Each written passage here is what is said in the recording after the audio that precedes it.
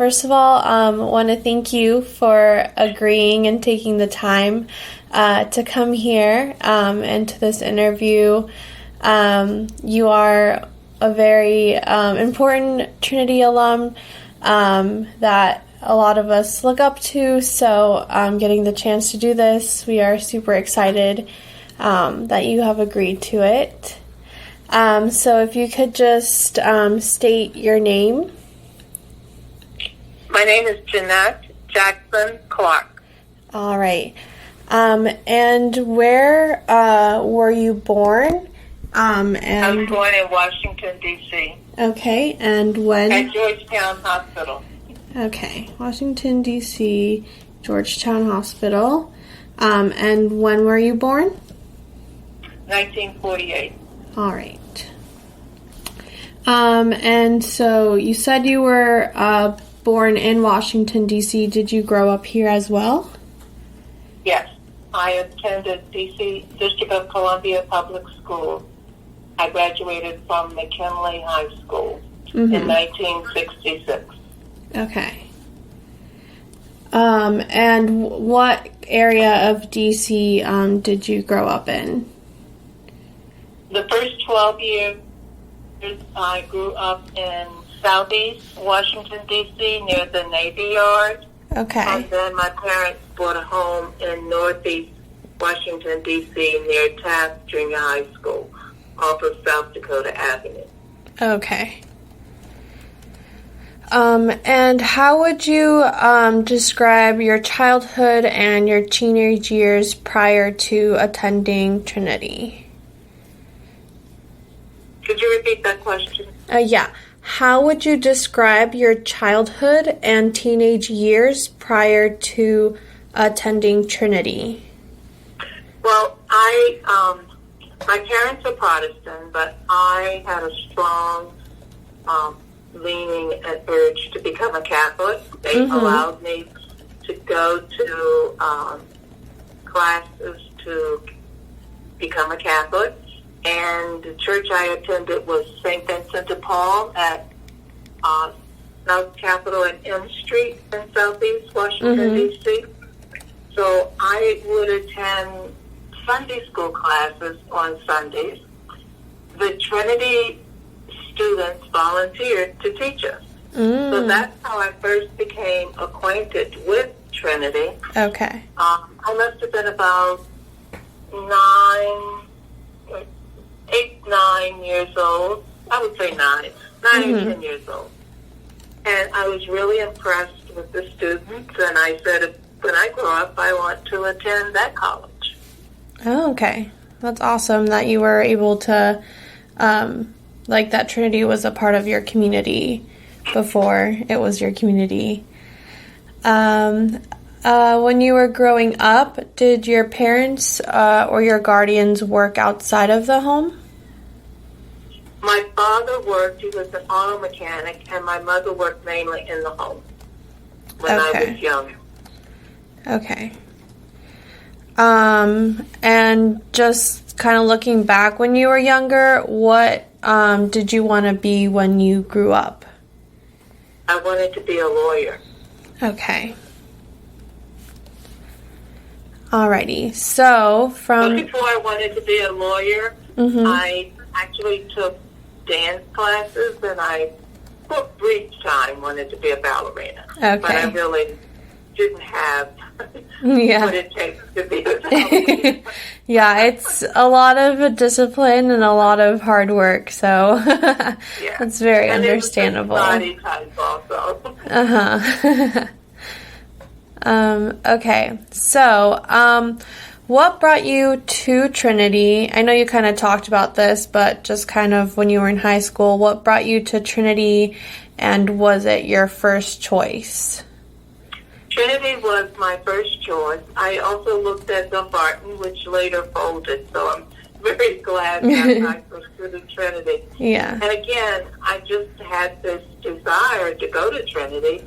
I did meet a young lady who was a Trinity student when I was older, and she befriended me. She sort of lived not too far from where I lived. Okay. but I didn't have a lot of interaction with her. Again, I just envisioned myself growing up to be one of those Trinity students, serving the community as the students did who came to teach us Sunday school. Okay. And so just to kind of get more like a background, because I feel like nowadays Trinity is still pretty well known, but maybe not as well known as, let's say, like Georgetown or GW or Howard. When you were, looking at colleges, did Trinity have a pretty, was Trinity very well known? Well, it was. I was affiliated with the Archdiocese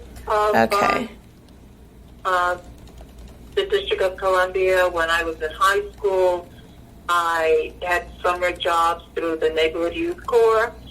So I think probably just my participation in Archdiocese projects, programs, influenced my view that Trinity was an excellent school to attend. And the counselors at my school didn't discourage me from going to Trinity.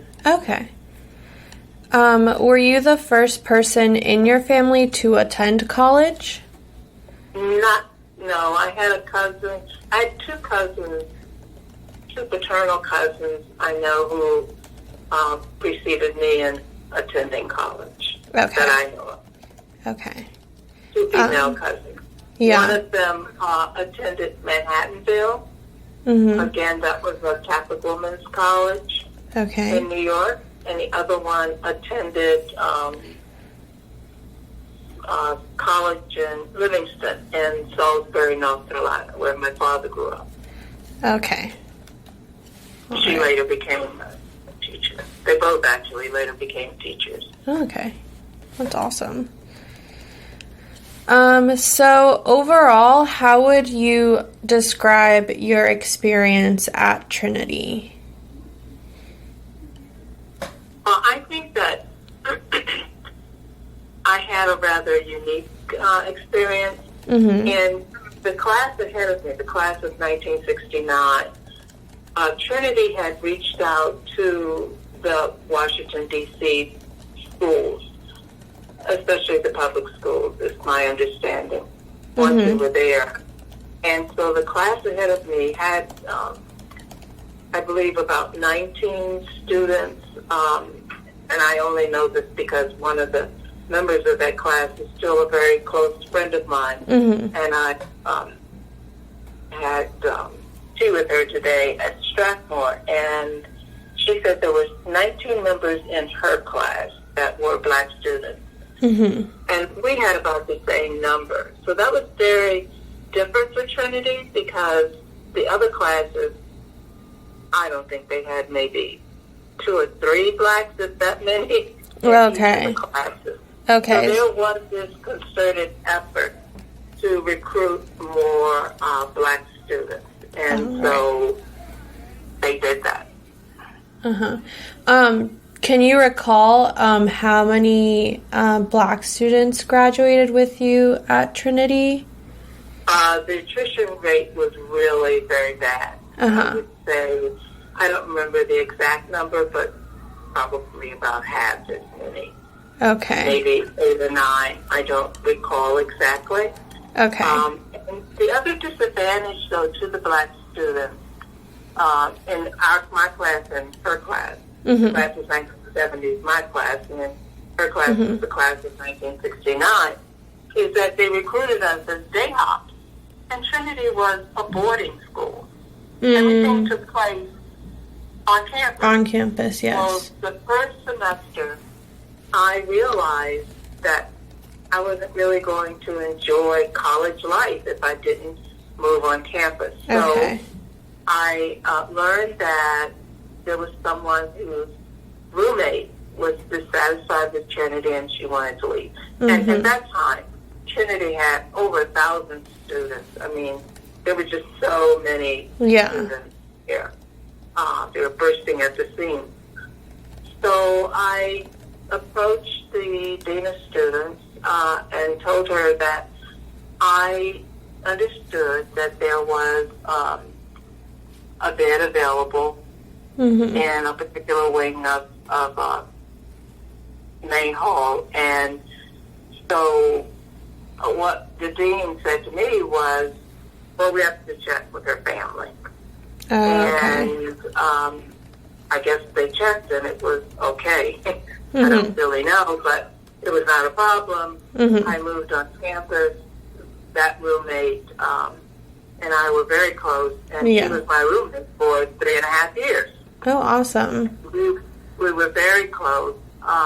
She eventually moved to San Francisco, and every time my husband and I had business trips, we always got together with her and her husband. Oh, that's great.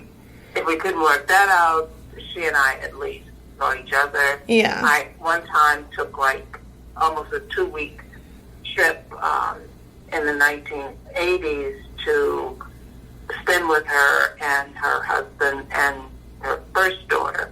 And so, like I said, we were very close. And unfortunately, she died a few years ago. Oh, I'm sorry to hear that, yeah. Because we were very, very close. Oh, yeah, and we were very different. I mean, her parents, her father was the first, as far as I knew, her father was the first Catholic to become a partner at Milbank Tweed, a major law firm in New York City. They lived in Rye, New York. I had an aunt who lived in Greenwich, Connecticut. So I was familiar with Rye because I would take the train sometimes to visit my uncle, who was an artist at the New York Times, and we would pass by Rye. And Rye had what they called the Rye Playland.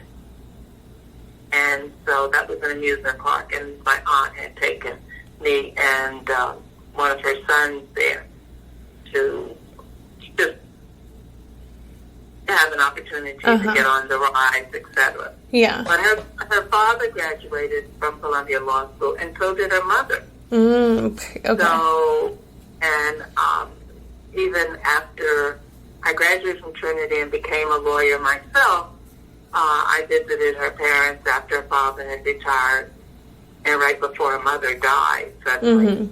And so her mother said, well, when she got out of law school, the work that she could do was to do estate work, and she was just awed by the fact that I was actually doing trial work. Yeah. Because at that time I was working as an attorney for the Washington Metropolitan Area Transit Authority.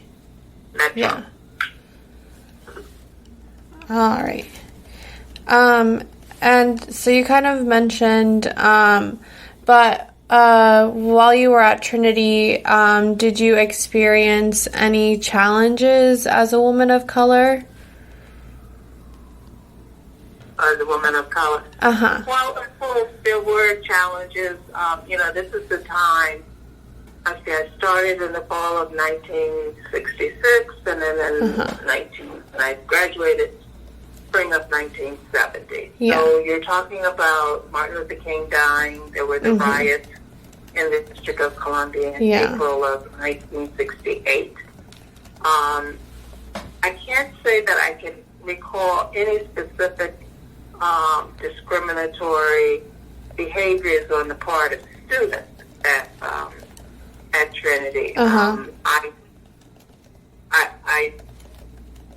I do recall there was a trip that a group took to Florida to visit one of the other students, and it was clear that I could not go on that trip. And I understood that because there would have been lots of problems. And even, one of the white students who was Italian came back from a trip and said she ran into some problems because she looked very tan after going down to Florida. Wow, but I had no desire to go on the trip, so it was no loss.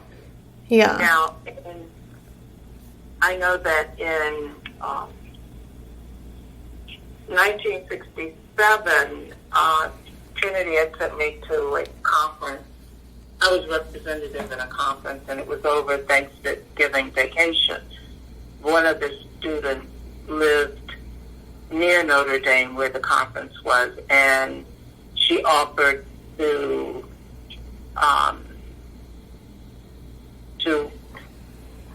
have me stay at her parents' home for Thanksgiving, since I had to be at the conference like the day after Thanksgiving. And that worked out fine. Her father was an officer in a pig farm, so I got to visit the pig farm.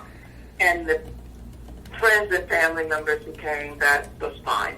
Yeah. So in my junior year, I was elected junior class vice president. In my senior year, I graduated senior class president. Oh, no way. I'm the senior class president as well. Oh, are you? Yeah. Congratulations. That's great. Yeah.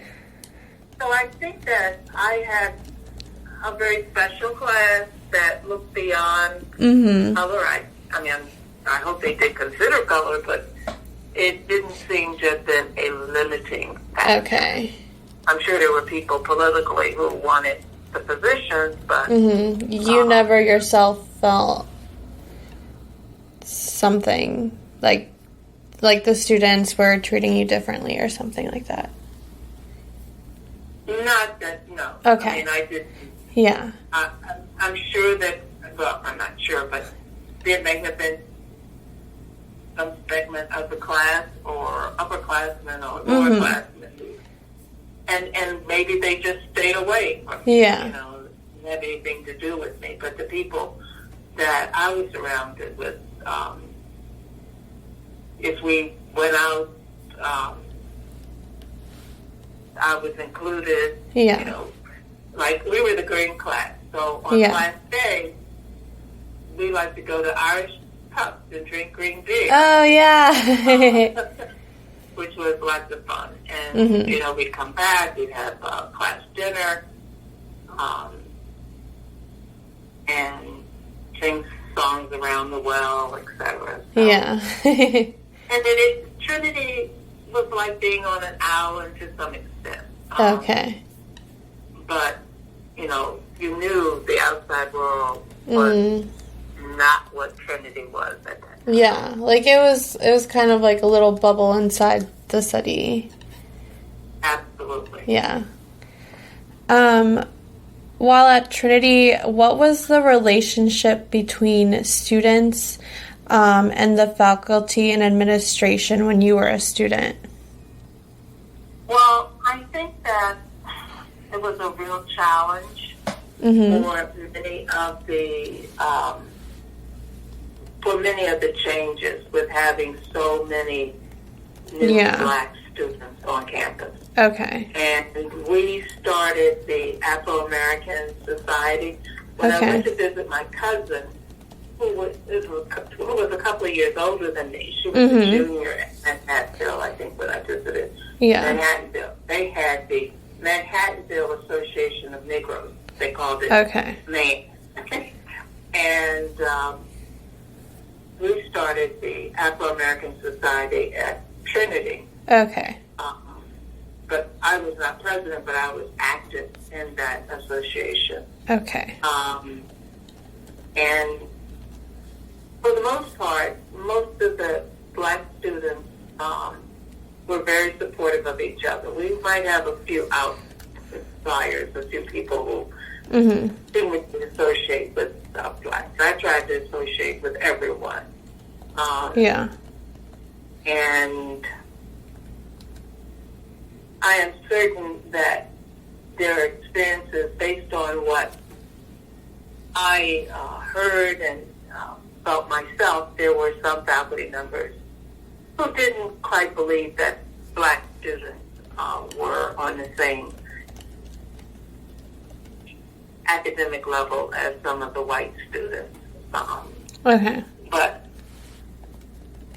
the students were a very high intellectual caliber students and tops in their classes and had made a lot of achievements even before coming to Trinity. Yeah. But for different reasons, people, dropped out of Trinity, they transferred, went to other schools, and sometimes I didn't.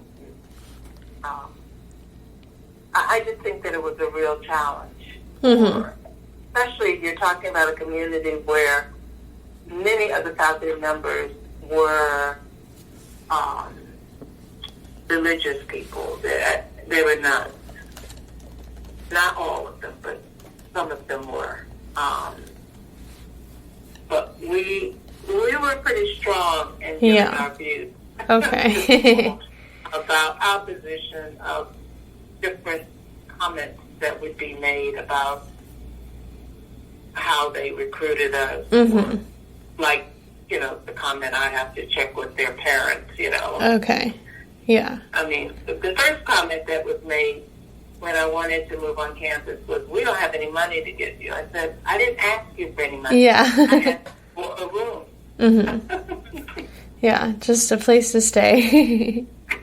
I asked you for a room. I didn't ask them for money, any additional money that they were offering. I was on work study. Okay. I did have grant scholarship, but I also had to pay some tuition and room and board too. But the point was that you can't tell me that you don't have money because I didn't ask you for money, and I'm going to move on. And then at that time, I can only think of one other black woman who lived on campus in my class. What was... I can't think of any black women who lived on campus. This was in, my second semester. Okay. And in the class ahead of me, I didn't know of any black women who lived on campus. Okay. If there had been some Africans in the upper class, I'm not certain. Yeah. Then the following year, one of my very, very close friends from District of Columbia, she moved on campus in Alumni Hall, and at that time, Alumni had all single rooms. Yeah. And she stayed in single rooms for 3 years. Okay. And I'm trying to think. Well, she mentioned a roommate at one point, but I don't think there were any other black women in my class who lived on campus. okay. Other people remained day house. That's my recollection. Okay. Except for the one woman who started out living on campus right from her freshman year. Okay. She was from out of town. Okay. Do you remember her name? Michelle Wiley. Michelle Wiley. She still Okay. has that name, too. Okay.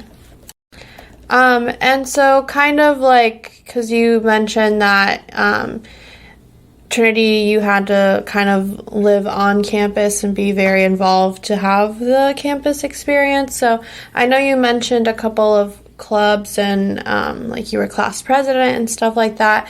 But what were some, like if you just want to tell me what clubs and extracurriculars you were involved in and kind of the campus life and culture from your view? Well, I know that in our senior year, we started one of the projects that I really felt proud for my class was we took our class funds and supported a project where we had DC public school students. This is the second semester of my senior year. And we did this. The DC students would come to Trinity on a Friday, attend classes. They would be assigned as seniors. Okay. And they would stay overnight Friday just to have college experience. The classes on Friday. Okay. Were these girl high school students? Yes. Okay. They were female black students from DC public schools. Okay. So we had to coordinate that with the counselors in the schools, in the DC public schools. Okay. And we took our class funds to pay for their meals that they were going to be eating, etc. Mm-hmm. I was very proud of my class to do that. Yeah, that's awesome. Do you have like a favorite Trinity tradition that you remember? A tradition? Mm-hmm. Or just something that, like a very memorable moment while you were at Trinity. If it was like a Founder's Day or, something that you guys did. Class day. Class day? Okay. All right. So kind of we've been talking about your time at Trinity, but kind of you and your interactions with like Trinity professors and just like staff here. Did you have a mentor or a role model while you were at Trinity? And if you did, who they were and kind of how they helped you on your path here at Trinity? I don't recall having a specific teacher. Mm-hmm. I don't recall that. Okay. But you were like a history major, I believe, correct? Yes, I was a history major, and I loved history. I loved the teachers in that department. Mm-hmm. I was fortunate. I started out as a political science major. Okay. And there was a political science teacher there. I think she was there only a year. Okay. And she was my cousin's big sister at Manhattanville. Mm-hmm. And she advised me to leave the political science department because they would not be supportive of me. Oh, okay. As a black student. Oh, gotcha. And I took her advice, and I'd always loved history, but I was also interested in politics. Yeah. And so when I moved to the history department, I was very happy that I made that decision. That's awesome. But I didn't make any particular friendship with any Okay. Yeah. specific teacher or professor. Mm-hmm. Okay. Now, I would say that Sister Mary Hayes was who she taught Afro-American studies. Mm-hmm. And when I was so eager to become a lawyer, she said, well, I think you need to finish your Trinity degree.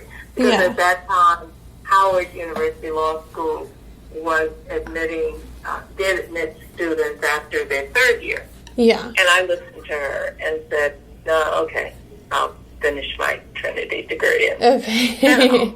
the law school. Oh, yeah. But I didn't go directly to law school, though. Okay. After Trinity. Yeah, I actually saw Sister Mary Hayes today, and she wanted me to ask you how you felt that they called you the escalator lady. When They you called me the escalator lady? Yeah. Why did they call me? Because I work for Metro? I think so, yeah. She just said, she's like, you need to ask her why they called her the escalator lady and how she felt about it. And I was like, okay, I'll mention it, but I don't know. I didn't yeah, know okay. Escalator lady. Okay. Maybe she does. I don't know, but yeah, no, she was like, yeah, she worked for the Metro, and I was like, okay, I'll let her know. I had a lot of pretty high-profile escalator cases. Okay, so involving deaths and serious injuries. Okay, so maybe that has to do with it, but I was like, I guess I'll ask her. It doesn't hurt. Yeah, I was like, I guess. Okay. So now kind of moving on to life after Trinity. So I know you mentioned that you worked with WMATA and you're a DC judge, but just kind of what, after you graduated, did you go, straight to law school, or kind of what happened after Trinity for you? Well, after Trinity, I got married like a couple of months after I graduated. Okay. To someone I'd known from junior high school. Okay.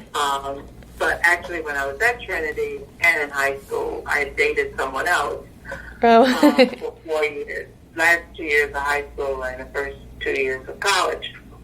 But then the person I married, I dated the last 2 years at Trinity. Okay. And he had a fellowship to go to Harvard at the School of Government. We got married, moved there. I taught 1 year in Sharon, Massachusetts. Okay. 5th grade class. And then the second year, I got a master's degree in early childhood education. Okay. So I'm actually in the field of education for 10 years. But I still had a desire to be a lawyer. Yeah. And so I started law school at Catholic part-time in the evening. And then we divorced. I stopped, and then when I resumed, I went full-time to Howard Law School to complete the law degree. Okay. So I was sort of 10 years ahead of everybody in my class at Howard Law School. Okay. So I graduated summa cum laude. Okay. That's amazing. Congratulations. After law school, I had a clerkship with the Honorable Warren R. King. At that time, he was a trial judge at the Superior Court of the District of Columbia. Okay. When he finally retired, though, he was a judge at the D.C. Court of Appeals. But when I clerked for him, he was a trial judge. Okay.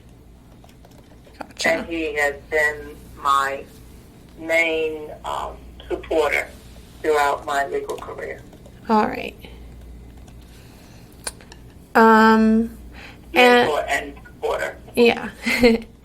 And do you feel that like Trinity helped or prepared you to kind of go on this path after you graduated?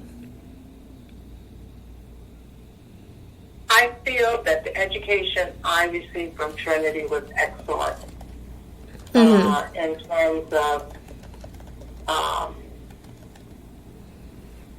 preparing me to do research and to express myself in writing and also express myself orally. I think that the leadership positions that I held certainly have assisted me in my career. Okay. What are some professional accomplishments that you're very proud of? Well, I'm proud that I was in the field of education for years, firstly, and getting the master's degree in early childhood education from Wheelock College. I had very good experiences. I was an opportunity to supervise, and that was very important to my development as a lawyer, not only the jurisprudence, but also just the ethics of being an attorney. And certainly inspired me to want to be a trial attorney. Yeah. Now, after I finished my clerkship, I was at the law firm of Steptoe and Johnson for almost 2 years. And that, of course, was an excellent experience. And then from there, I went to Metro WMATA and stayed there 15 years total. I was there for about almost 13 years, and then I went to the D.C. Housing Authority as Deputy General Counsel. And then I returned to Metro for another 2 years. So I was at the Housing Authority for almost 2 years. Yeah. Then I went back to WMATA, and then from WMATA, I went to the bench. And I really had a desire to be a part of the receivership that was going on with the D.C. Housing Authority, because the first 12 years of my life, my family lived in public housing. Yeah. And so I really wanted to get back to the community and be a part of that revitalization of public housing in the District of Columbia. Yeah. Under the receivership of the court. What kind of legacy do you hope to leave behind? I don't know. I know it's a big question. It is a very big question. I haven't really thought about it.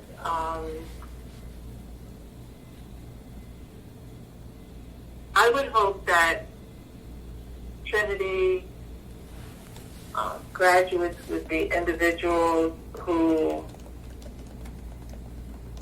were service-oriented, who certainly aspired to take on the challenge, the 5 goals of the DARE program, the Driving Action for Racial Equity, who would be individuals who believed in the Catholic teaching of social justice.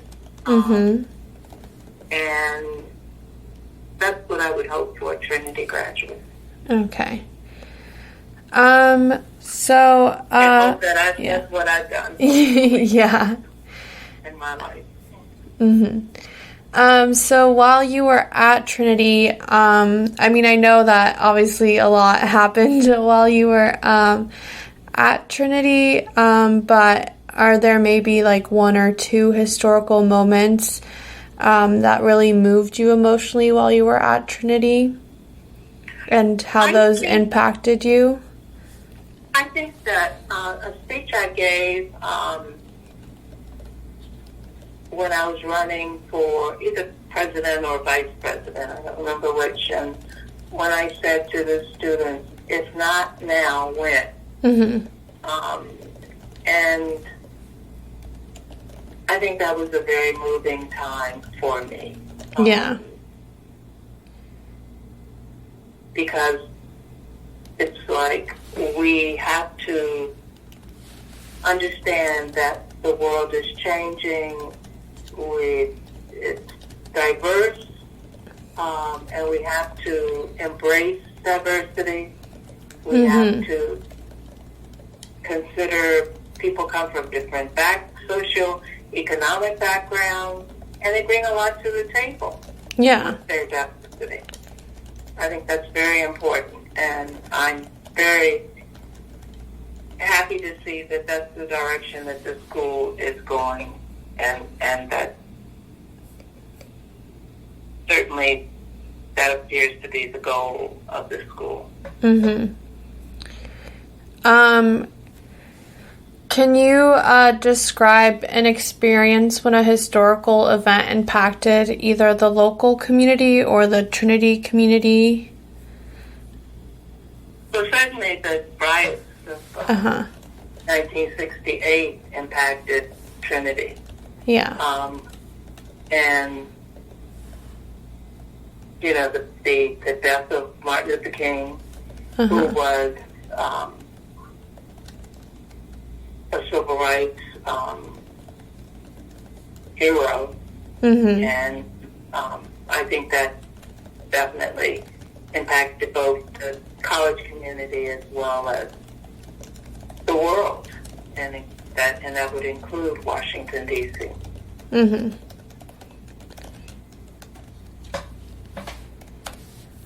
Okay. And just kind of to wrap up this interview and kind of looking towards the future of Trinity, what do you think that the world needs to know about Trinity, and what does the world need to know about Trinity alumni? I think that the world needs to know that Trinity is an evolving institution that adapts to the change, because as we know, Trinity that even I experience is not the Trinity of today. Yeah. Trinity today, I believe, is about 98% Black, Hispanic, and multiracial. Yeah, it's very different 80% of the dynamics. students have Pell Grants. When I was there, there were probably less than 8% of the students had grants. Most of the students came from upper middle class, mostly Irish and Italian background. Okay. And I think that for Trinity to have survived has been very good for the wider metropolitan area. And it's put a number of students the opportunity to finish college, including my niece, Stephanie Leonard, who is a Trinity graduate.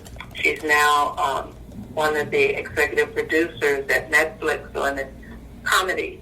Oh, that's division. amazing. Yes. And she, unlike me, when she attended Trinity, she went there and she had a full-time job, and she was a single parent.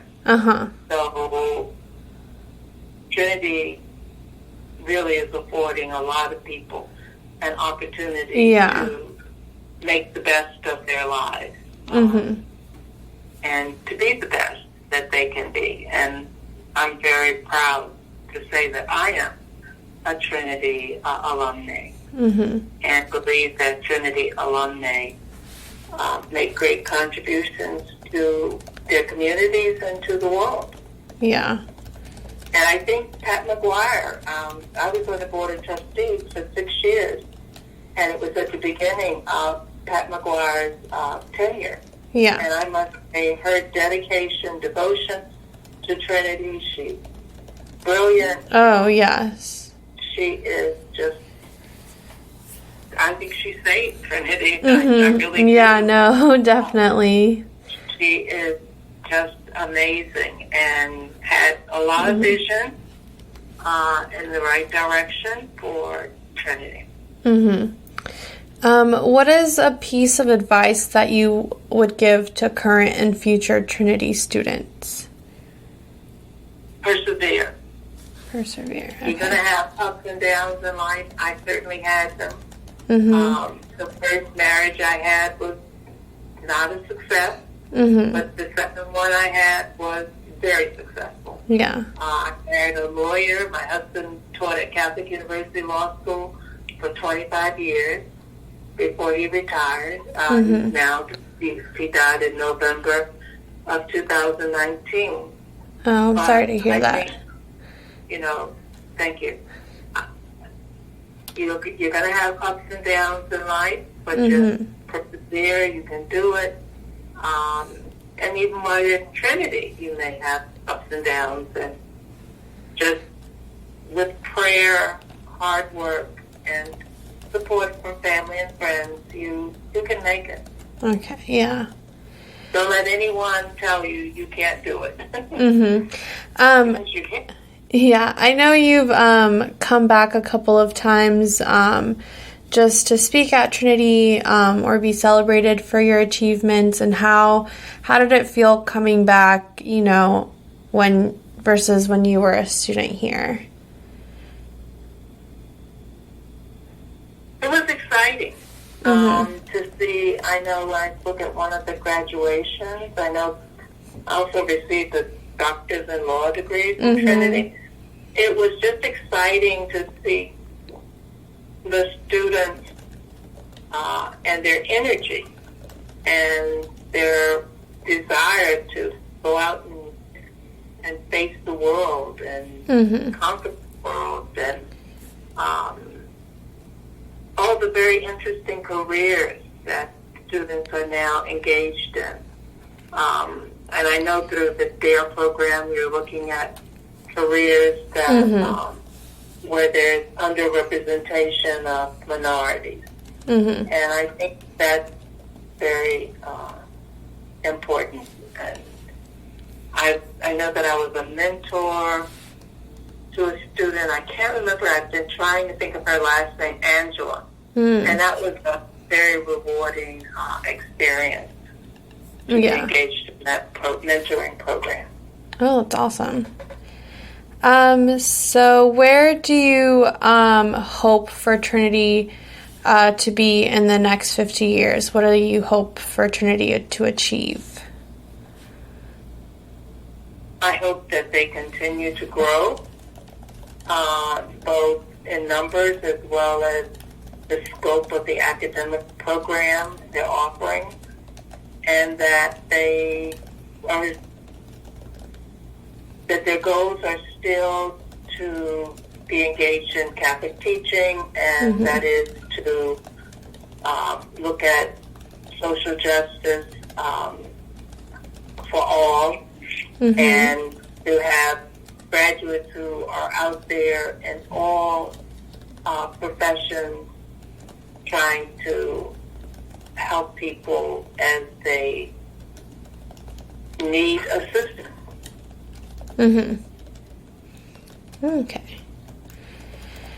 All right. Well, those are all of the questions that I have for you tonight. I don't know if before I finish the recording, if there's anything else you would like to add or share.